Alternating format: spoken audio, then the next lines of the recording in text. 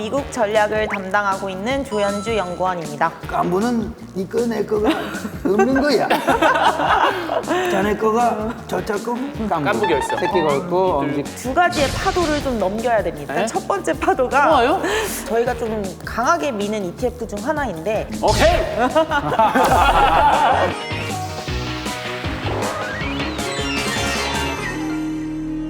투자 로그인의 해외 주식 토크쇼 먼나라 이웃 주식입니다. 요즘 그 단계적 일상 회복이라고 하죠. 예, 위드 코로나에 대한 기대감이 높아지고 있습니다. 드디어 이제 터널의 그 끝이 보이나요? 지금 한 줄기 빛이 보이고 있는 것 같아요. 보이고 있어요. 근데 제 통장에는 그 빛이 없습니다. 왜?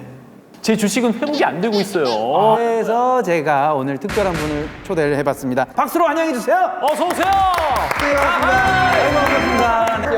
감사합니다. 안녕하십니까. 아이고. 야, 드디어 진짜 양봉업자가 나왔네요. 안녕하세요. 저는 NH투자증권에서 미국 전략을 담당하고 있는 조연주 연구원입니다. 네, 미국을 반갑습니다. 미국, 아메리카, USA. 네. Hello, I'm Donald Trump. 비슷하게 생겼습니다. 비슷한 face same. You're fired. Fired. Get out. 전혀 닮은 데가 어디 있다고 내가. 미국 담당이라고 말씀을 하셨는데 이 미국 주식 전문가가 되려면 갖춰야 할 뭐 조건 같은 게 있나요? 미국 증권사에서 혹시 근무하신 경력이라도 있으신가요? NH투자증권이 첫 직장입니다. 그래서 여기서 계속 커왔고 이렇게 애널리스트까지 됐는데 제가 봤을 때 미국을 담당하기 위해서 가장 중요한 여건은 굉장히 일찍 일어나야 될 것 같아요. 아무래도 미국 시장이 한국 시장과 다르게 밤에 열리잖아요. 그러니까 저는 거의 4시 반에는 무조건 일어나서 뉴스를 한번 보고 네. 시장 상황을 파악하고 그런 것들이 필요하거든요. 근데 첫 직장이라고 말씀을 하셨는데 그럼 또 옮길 생각이 있으신가 봐요? 아니요, 없어요. 아니요, 없어요. 처음이자 마지막입니다. 사장님, 사랑합니다. Do you know 지성팟? 박지성 선수 나왔어요. 닮으신 얼굴이 많네요. 뭐라고요? 완전 줄이니가 미국 주식을 시작할 때 기본적으로 알아두면 좋을 것 무엇이 있을까요? 최근에 많이 뉴스에서 아마 들으셨을 것 같은데 연준이라든가 FOMC라든가 뭐 금리 인상, 점도표 이런 것들이 이제 최근에는 좀 중요한 이슈입니다. 연방준비제도 연준에 대해서 좀 설명을 드리면 네. 한국은행과도 같은 중앙은행이다라고 보시면 됩니다. FOMC 회의라고 해서 금리를 결정을 하고 채권을 얼마 정도 살지, 시장에 돈을 얼마나 풀지 이런 것들을 결정을 합니다. 그래서 이 FOMC 회의 이후에 나오는 성명서가 있어요. 거기 보시면 글자 하나하나, 토시 하나하나 이런 것들을 다 저희는 분석을 하고 있고요. 거기서 조금만 단어가 하나만 빠져도 저번 회의보다는 좀 더 매파적이네, 좀 더 비둘기파적이네 이런 식으로 얘기가 나오거든요. 비둘기파 매파를 말씀하셨는데 이거는 무슨 말이죠?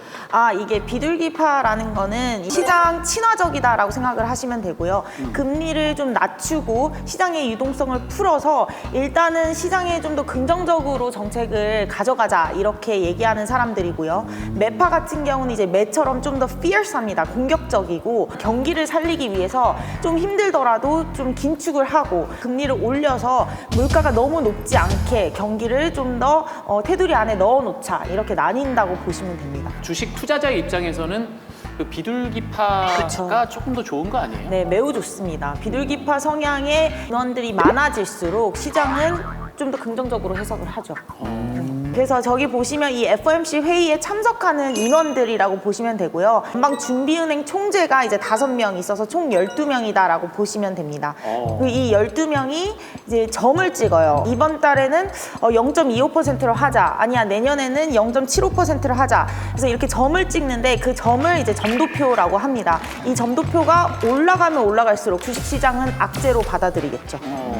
올해가 벌써 2달밖에 안 남았습니다. 그 유종의 미를 거두는 게 중요한데 제가 마음이 급합니다. 관심 있게 지켜볼 만한 섹터가 있지 않을까요? 뭐 빨리 알려주세요. 우리 여기 이제 오셨으니까 우리 깐부가 된 거예요. 깐부는 이거 내 거가 없는 거야. 자네 거가 저자 거 그렇게 되는 거지. 깐부 결석. 새끼 걸고 엄지 비둘기와 꽝. 꿀벌.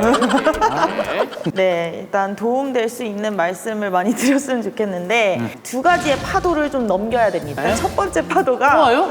네, 첫 번째 파도가 이제 11월 달에 예정되어 있는 테이퍼링입니다. 이 테이퍼링이 테이퍼링. 있어서 일단은 시장 자체에 유동성이 많이 없기 때문에 이런 부분들이 이제 하나의 우려 요인이고 파도다라고 생각을 하고 있고요.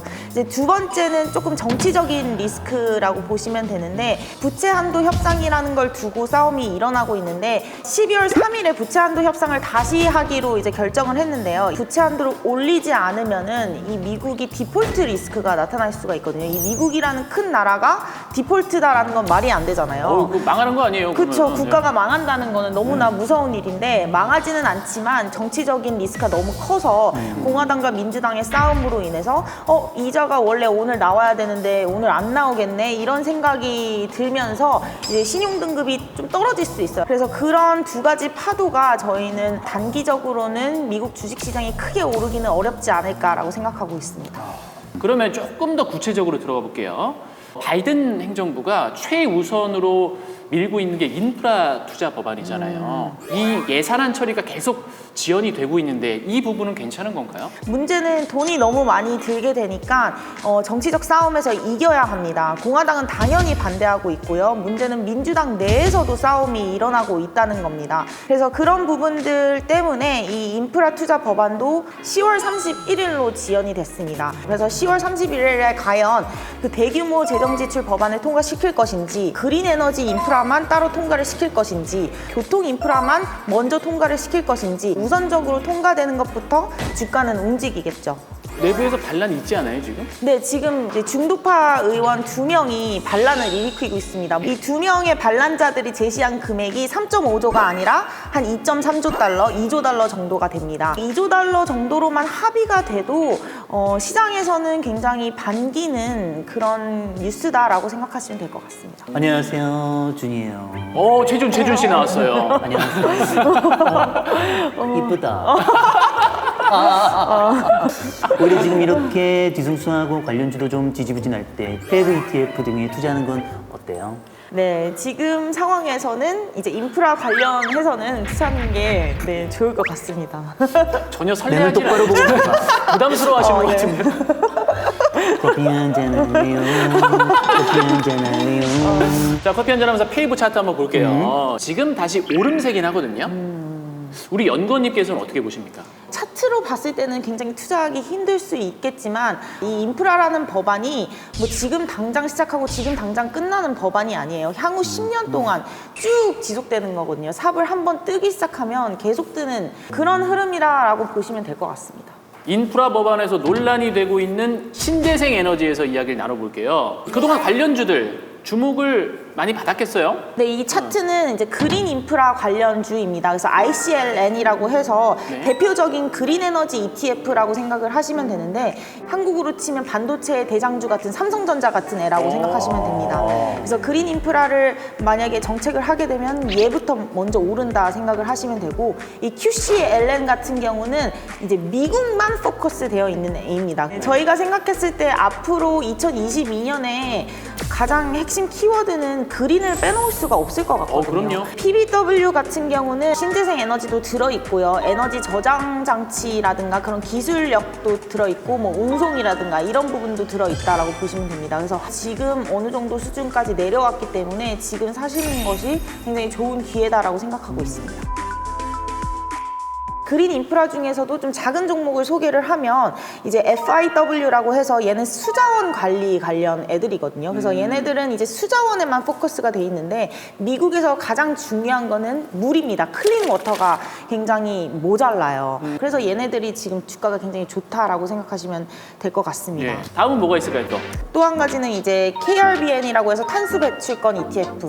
저희가 좀 강하게 미는 ETF 중 하나인데 이런 탄소 배출권을 사고 파는 그런 거래가 좀 커질 것 같거든요. 그래서 새로운 니치마켓 시장이다라고 생각을 하고 있어서 이 ETF가 저희는 좋지 않을까라고 생각하고 있습니다. 그리고 이제 그리드 ETF라고 해서 전기 공급자랑 이제 생산자들에게 전기 사용자 정보를 제공하면서 보다 효과적으로 전기 공급을 관리할 수 있게 하는 지능형 전력망이다라고 생각하시면 될 것 같습니다. 그래서 이 신재생 에너지를 저장도 하고 쓰기도 하고 이런 식으로 효율적으로 에너지를 쓸 수 있게끔 하는 그런 장치입니다. 그린 요거는 진짜 아까도 차트 공통점이 꾸준하게 이렇게 올라간다. 그러니까요. 네, 꾸준하다. 지금 우리가 차트를 봤을 때 와 많이 올랐다라고 하는데 10년 뒤에 다시 이 차트를 봤을 때 그 생각을 또 할 것 같은 거예요.